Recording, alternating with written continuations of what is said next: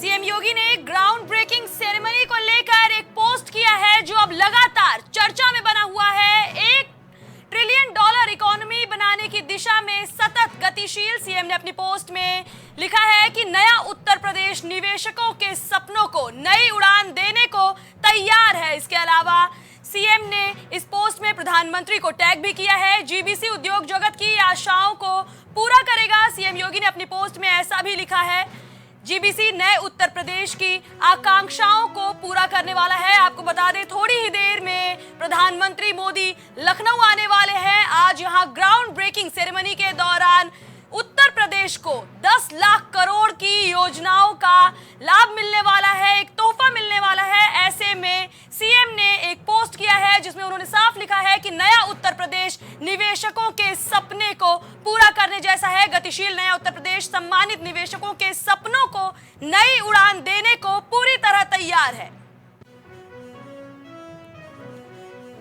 बड़ी खबर आ रही है सीएम केजरीवाल से जुड़ी हुई, जहां उन्होंने ईडी के सामने पेश न होने की बात कही है। आम आदमी पार्टी ने इस समन को गैर कानूनी बताया है। लगातार सीएम केजरीवाल के पास ईडी समन भेज रही है। शराब घोटाले मामले में सीएम केजरीवाल की पेशी होनी है, लेकिन सीएम केजरीवाल लगातार ईडी के समन को दरकिनार कर रहे हैं और 6वें समन को भी उन्होंने इग्नोर कर दिया है। ईडी के सामने अब सीएम केजरीवाल पेश नहीं होने वाले हैं। आम आदमी पार्टी का कहना है कि ये समन गैर कानूनी है।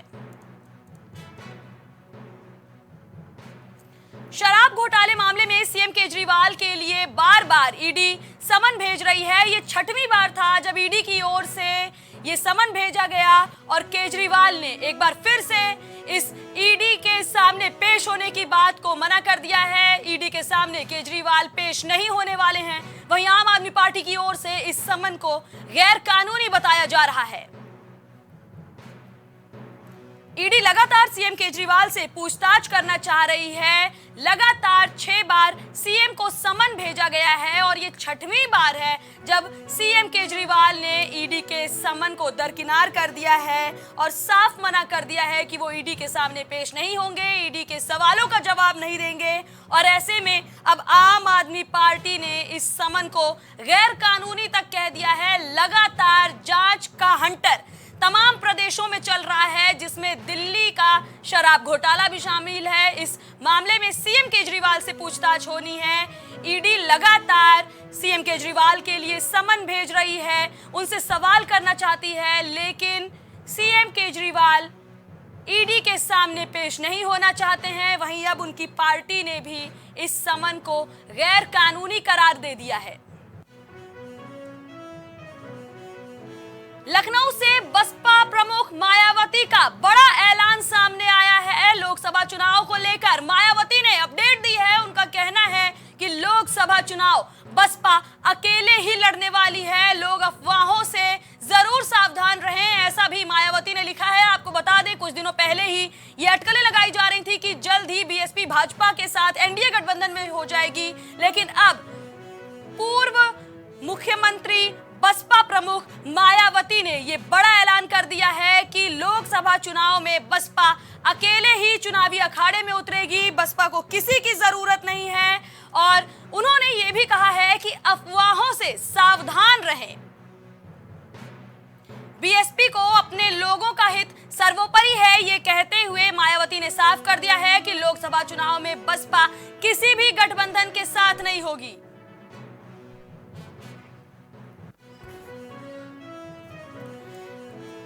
राहुल गांधी की न्याय यात्रा से जुड़ी अब तक की सबसे बड़ी खबर आ रही है, जहां सपा सुप्रीमो ने भारत जोड़ो न्याय यात्रा से किनारा कर लिया है। राहुल गांधी की यात्रा में अखिलेश यादव शामिल नहीं होंगे, ये बड़ी खबर है। लगातार ये खबरें सामने आ रही थी कि उत्तर प्रदेश में राहुल गांधी की न्याय जोड़ो यात्रा को अखिलेश यादव का सपा पार्टी का बड़ा समर्थन मिलने वाला है, लेकिन अब अखिलेश यादव ने इस भारत जोड़ो न्याय यात्रा से कन्नी काट ली है। बताया जा रहा है कि पहले ही सीट शेयरिंग को लेकर दोनों पार्टीज के बीच तमाम तरह का तनाव बना हुआ था और ऐसे में अब अखिलेश यादव ने एक बार फिर से न्याय जोड़ो यात्रा को बड़ा झटका दिया है। इस न्याय जोड़ो यात्रा में अखिलेश शामिल नहीं होने वाले हैं। एसपी कांग्रेस के बीच सीट बंटवारे पर अखिलेश यादव ने कहा कि सीट शेयरिंग पर बात होने के बाद वो न्याय यात्रा में शामिल होंगे। और अब ये साफ हो चुका है कि भारत जोड़ो न्याय यात्रा को उत्तर प्रदेश में सपा की ओर से करारा झटका लगा है। अखिलेश यादव सपा सुप्रीमो इस न्याय यात्रा में शामिल नहीं होने वाले हैं और एक बार फिर से ये पूरा मामला सीट शेयरिंग को ही लेकर अटका है। यूपी में इंडिया गठबंधन को एक बार फिर से बड़ा झटका लगा है। आपको याद दिला दें,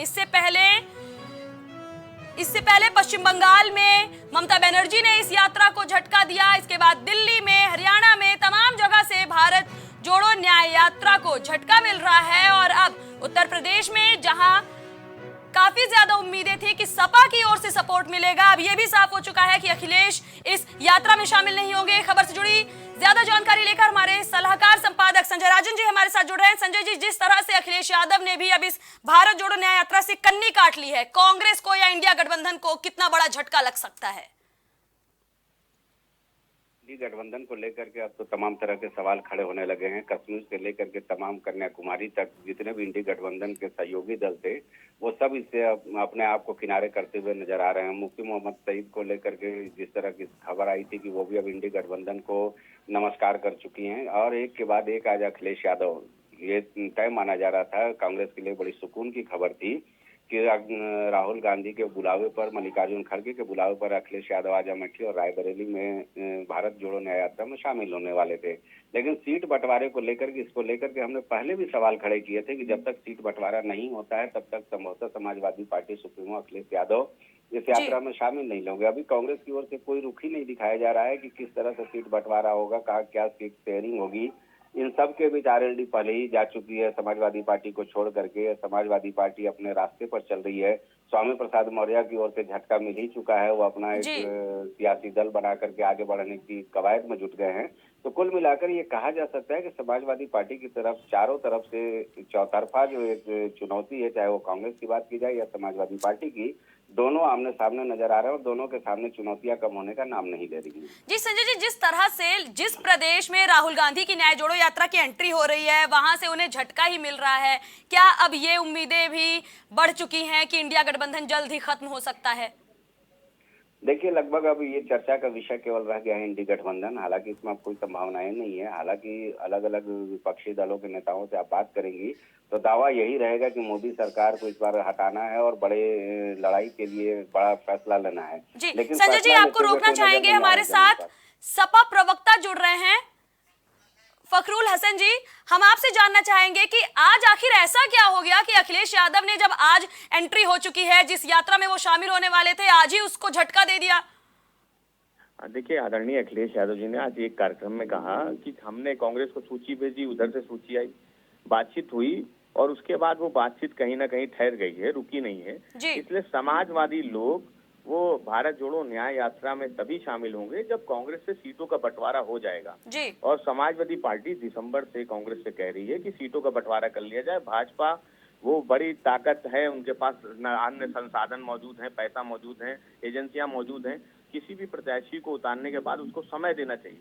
तो समय चुनाव का नजदीक है, वो प्रत्याशी तय नहीं कर पाए, हम सीट शेयरिंग पे बातचीत नहीं कर रहे हैं। समाजवादी पार्टी ने आगे बढ़ के उनको 11 सीटें देने का काम किया था। इसलिए समाजवादी लोग भारत जोड़ो न्याय यात्रा में तभी शामिल होंगे जब सीटों पे अंतिम फैसला हो जाए। तो क्या फखरुल जी ये मानकर चलें क्या कि जल्दी ये भी ऐलान हो सकता है कि अब सपा इंडिया गठबंधन का हिस्सा ही नहीं रह गई है? क्योंकि देखिए, जिस तरह से अखिलेश यादव ने आज किनारा कर लिया, सीट शेयरिंग पर बात नहीं बन पा रही है। देखिए, ऐसा है ना कि शाम तक कांग्रेस हमसे 11 सीटें, जो 11 सीटों का फॉर्मूला है, उस पे अंतिम मोहर लगा दे तो समाजवादी लोग भारत जोड़ो न्याय यात्रा में शामिल होंगे। क्योंकि उत्तर प्रदेश में भारत जोड़ो न्याय यात्रा की सफलता की गारंटी केवल समाजवादी पार्टी है। उत्तर प्रदेश में समाजवादी पार्टी बड़ा दल है, मजबूत है, और जब तक समाजवादी पार्टी का साथ कांग्रेस को उत्तर प्रदेश में नहीं मिलेगा, भारत जोड़ो न्याय यात्रा वो सफल नहीं हो सकती। तो देखिए, एक तरफ तो स्वामी प्रसाद मौर्य की ओर से खुद ही सपा को झटका दे दिया गया है, दूसरी ओर आप कांग्रेस के साथ भी नहीं, इंडिया गठबंधन के साथ भी नहीं लड़ने को तैयार है। तो ऐसा नहीं लग रहा है कि लोकसभा चुनाव में सपा को ही ना मुंह की खानी पड़ जाए? देखिए, ये समाजवादी पार्टी अपने कार्यकर्ताओं के दम पे चुनाव में जाती है। हमारे योद्धा है कार्यकर्ता, जुझारू कार्यकर्ता, जो जमीन पे काम करते हैं, जो बूथ पे काम करते हैं। समाजवादी पार्टी नेताओं की पार्टी नहीं है, समाजवादी पार्टी कार्यकर्ताओं की पार्टी है। वो कार्यकर्ता जो जमीन पे काम करते हैं, जो अपनी पार्टी, अपने नेता आदरणीय अखिलेश यादव जी के लिए काम करते हैं।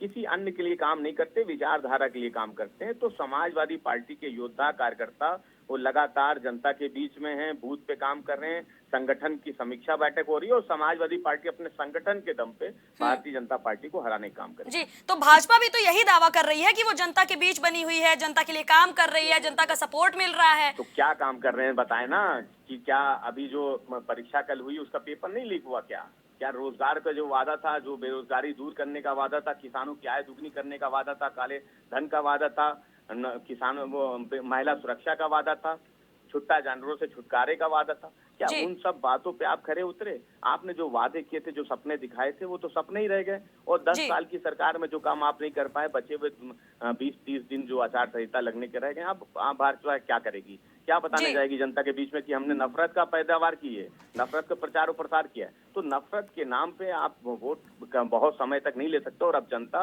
वो बेरोजगारी और महंगाई पे सवाल पूछ रही है। तो मतलब ऐसा नहीं लगता कि लोकसभा चुनाव में सपा को किसी भी और पार्टी के साथ की जरूरत है? सपा अकेले ही लोकसभा चुनाव में लड़ने के लिए काफी है? संपर्क टूट गया है। तो ये बड़ी खबर है, जहां राहुल गांधी की यात्रा में शामिल होने से अखिलेश यादव ने मना कर दिया है। लगातार सीट शेयरिंग को लेकर चर्चा बनी हुई थी और अब इसी सीट शेयरिंग को लेकर ही कांग्रेस और सपा के बीच दो टूक देखने को मिल रही है। अभी बातचीत चल रही है, कई दौर में बातचीत हो चुकी है, कई सूचियां उधर से आई, सूची इधर से भी गई। जिस समय सीटों का बंटवारा हो जाएगा, समाजवादी पार्टी उनके न्याय यात्रा में शामिल हो जाएगी। कांग्रेस के प्रभारी कह रहे हैं सर कि हम मायावती के संपर्क में है, बातचीत चल रही है। देखिए, उन बातों को मैं नहीं दोहराना चाहता हूँ। किसी दल का किससे बातचीत है मैं नहीं दोहराना चाहता हूँ। और मीडिया के लोग, आप भी सोचो, आप भी पॉलिटिकल पार्टी मत बनो। मैं जब चर्चा सुबह सुबह सुनता हूँ, देखता हूँ, आपको बजट अच्छा मिलता है। जिसको बजट अच्छा मिलेगा वो भाषा उसी की बोलेगा जो बजट देगा। कांग्रेस प्रवक्ता अंशु अवस्थी हमारे साथ जुड़ रहे हैं। अंशु, जिस तरह से आज एक बार उत्तर प्रदेश में भी भारत जोड़ो न्याय यात्रा को झटका लगा है, आखिर क्या कमी रह जा रही है राहुल गांधी की इस यात्रा में? वो क्यों नहीं लोगों को साथ पा रहे अपने साथ? बहुत अच्छे से साथ रहे हैं, कोई कमी नहीं रह रही। लोगों को, जो लोग नहीं देखना चाहते उनको कहाँ दिखा पाएंगे आप? हम तो लोगों को जोड़ रहे हैं। इस देश में भारत जोड़ो यात्रा का असर है कि आज एक राहुल गांधी जी की जो छवि एक सशक्त जननायक के रूप में निकल कर आई है। और आज उत्तर प्रदेश में दो नेता हैं, एक जन नेता, एक धन नेता है। धन नेता वो है जो सिर्फ कुछ उद्योगपतियों के लिए काम करता है, जन नेता वो है जो जनता के लोगों की आवाज उठा रहा है। आज किसानों की आवाज कौन उठा रहा है? राहुल गांधी ही उठा रहे हैं। युवाओं की बेरोजगारी की बात कौन कर रहा है? राहुल गांधी। कभी प्रधानमंत्री के मुंह से सुना आपने? महंगाई की बात कौन कर रहा है? राहुल गांधी। किसानों की बात राहुल गांधी कर रहे हैं। तो सबको जोड़ रहे हैं, सब जुड़ रहे हैं। अब जो नेता डरे हुए हैं, जो नहीं आना चाहते, उनको आप क्या कर सकते हैं? उनके लिए तो आपके पास कोई विकल्प नहीं है। अच्छा, कांग्रेस न्याय यात्रा के जरिए जनता को तो साथ ले रही है, लेकिन बताया जा रहा था कि उत्तर प्रदेश में सपा का साथ अगर मिल जाता है तो कांग्रेस और ज्यादा मजबूत हो जाती। लेकिन सपा की ओर से जो झटका लगा है, क्या इसका खामियाजा अब पूरी कांग्रेस पार्टी को उठाना पड़ेगा? देखिए, लोकतंत्र में जनता ही सर्वोपरि है। जनता ही नेता बनाती है, पार्टियों को मजबूत करती है और लोकतंत्र में सत्ता देती है। बीजेपी को सत्ता दी थी, कहा था 2 करोड़ नौकरियां देंगे, महंगाई कम करेंगे। 400 का गैस सिलेंडर महंगा था, आज 1200 का कर दिया। 60 का पेट्रोल 100 का कर दिया। तो जनता उनको सत्ता से बाहर करने जा रही है। भाजपा की प्रधानमंत्री की विदाई की बेला है जी। अब कांग्रेस पार्टी सब देश के आम नागरिकों, किसानों की सरकार बनाने जा रही है। हम देश के लोगों के लिए काम करेंगे, बीजेपी उद्योगपतियों के लिए करती है। और समाजवादी पार्टी, जो भी राजनीतिक दल संविधान बचाना चाहते हैं, उनकी भी जिम्मेदारी है कि वो साथ आए जी। हम चल पड़े हैं। जो लोग आएंगे तो और लोकतंत्र मजबूत होगा। जो संविधान मजबूत करना चाहते हैं, लोगों की आवाज मजबूत करना चाहते हैं। अच्छा, सीट शेयरिंग को लेकर ही लगातार पेच फंसा हुआ है। इसके पहले अगर किसी प्रदेश की बात की जाए, चाहे दिल्ली की बात हो, चाहे पश्चिम बंगाल की बात हो, वहां पर भी सीट शेयरिंग पर ही बात उलझी हुई थी। आखिर सीट शेयरिंग पर बात क्लियर क्यों नहीं हो पा रही है?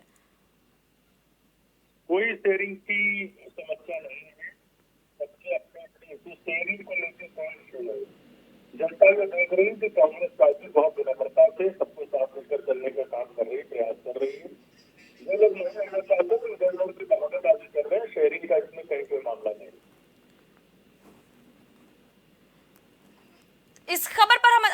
जुड़ने के लिए आपका धन्यवाद अंशु। अभी आपने सुना किस तरह कांग्रेस प्रवक्ता का कहना है कि भले कोई उनके साथ हो या ना हो, पार्टी पर कोई फर्क नहीं पड़ता, जनता को साध रही है कांग्रेस, जनता को साथ लिए चल रही है। और ये भी कहा कि अखिलेश यादव और उनकी पार्टी का ये धर्म बनता है कि वो पार्टी को सपोर्ट करें ताकि लोकसभा चुनाव में भाजपा को हराया जा सके। लेकिन अखिलेश यादव का साफ कहना है कि जब तक सीट शेयरिंग पर बात नहीं हो जाती तब तक इस न्याय यात्रा में वो शामिल नहीं होंगे। आपको सुनाते हैं कि अखिलेश यादव ने इस यात्रा को लेकर, शामिल होने को लेकर क्या कुछ कहा है। अभी बातचीत चल रही है, कई दौर में बातचीत हो चुकी है, कई सूचियां उधर से आई, सूची इधर से भी गई।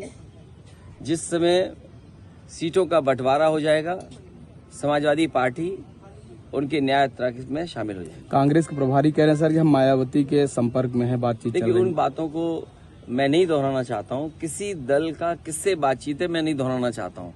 और मीडिया के लोग, आप भी सोचो, आप भी पॉलिटिकल पार्टी मत बनो। मैं जब चर्चा सुबह सुबह सुनता हूँ, देखता हूँ, आपको बजट अच्छा मिलता है। जिसको बजट अच्छा मिलेगा वो भाषा उसी की बोलेगा जो बजट देगा। कहीं ऐसा ना हो कि कुछ ऐसे फैसले आ जाएं तो आपका चैनल की क्रेडिबिलिटी क्या बचेगी, या जो लोग ज्ञान दे रहे हैं उनकी क्रेडिबिलिटी क्या बचेगी।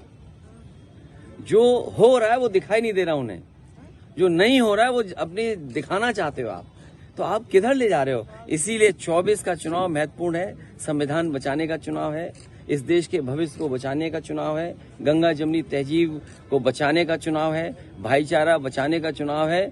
और समाजवादी लोगों की जिम्मेदारी सबसे बड़ी है, क्योंकि सबसे ज्यादा धोखा भारतीय जनता पार्टी ने अगर किसी को दिया है तो वो गरीबों को दिया है। ये जो ब्रेकिंग ग्राउंड सेरेमनी है, ये आज से 6 महीने पहले क्यों नहीं हुई। अगर इन्होंने बजट में पैसा रखा होता और इनकी जो पॉलिसीज हैं, अगर उसके तहत कोई इंडस्ट्रियलिस्ट आना चाहता तो पहले भी आ सकता था। क्योंकि चुनाव आ गया है, इसीलिए लगभग 50 लाख बच्चों से परीक्षा लिखवा रहे हैं। चुनाव आ गया है, वोट चाहिए है, इसीलिए ग्राउंड ब्रेकिंग सेरेमनी हो रही है। इससे पहले क्या इन्वेस्टमेंट आया है और उस इन्वेस्टमेंट से कितनों को नौकरी और रोजगार मिले, ये सरकार रहेगी तो बाबा साहब भीमराव अम्बेडकर जी का और समाजवादियों का जो आंदोलन रहा है, जो संघर्ष रहा है आरक्षण बचाने का, ये सरकार पूरा का पूरा समाप्त कर देगी। अध्यक्ष जी, स्वामी अभी आपने सुना कि किस तरह से अखिलेश यादव ने न्याय जोड़ो यात्रा पर तो बात की ही, इसके अलावा ग्राउंड ब्रेकिंग सेरेमनी को भी अखिलेश यादव ने भाजपा का एक ऐसा तरीका बता दिया कि चुनाव से पहले किस तरह लोगों को साधा जाए।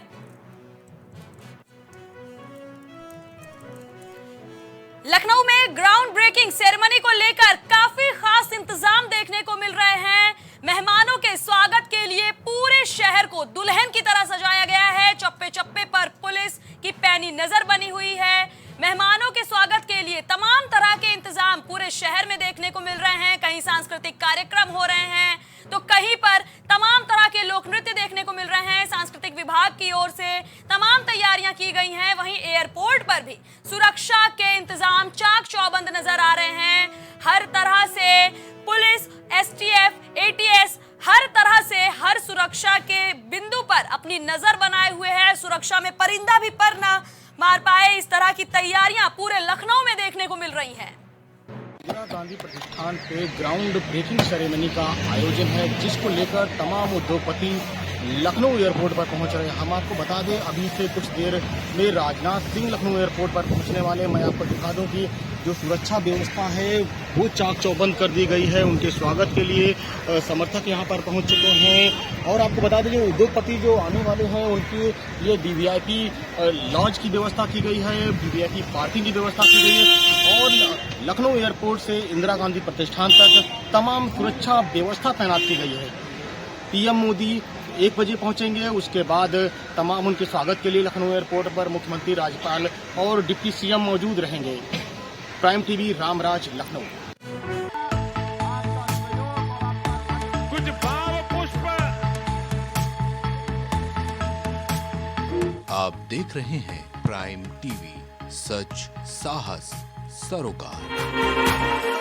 प्रधानमंत्री श्री नरेंद्र मोदी का संकल्प है कि देश का हर नागरिक पोषित, सशक्त और समर्थ बने। जब पूरा विश्व इस सदी की सबसे बड़ी महामारी कोविड-19 से जूझ रहा था, उस दौरान प्रधानमंत्री श्री नरेंद्र मोदी जी के नेतृत्व में भारत सरकार ने प्रधानमंत्री गरीब कल्याण अन्न योजना का संचालन कर देश के गरीबों की खाद्य सुरक्षा सुनिश्चित की। इसी संवेदनशीलता को जारी रखते हुए आज 80 करोड़ से भी ज्यादा लोगों को मुफ्त अनाज दिया जा रहा है। सभी को अनाज, पोषित समाज।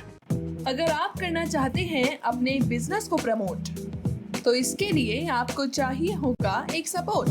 बेहतर स्क्रिप्ट, शानदार ग्राफिक्स, बेहतर विजुअल, दिखाएंगे कमाल, जानकारी पहुंचेगी जन जन तक, आपका काम करेगा धमाल। इन सभी चीजों के लिए अब ना हो परेशान। Brand promotion, motion designing and video editing, 2D और 3D animation, television telecasting, social media works, script writing जैसे कामों के लिए आज ही कांटेक्ट करें 9267925186 पर। इसी के साथ ही आप हमें जीमेल भी कर सकते हैं vikasproduction.gfx@gmail.com पर। छूट नहीं पाएगी अब यूपी की कोई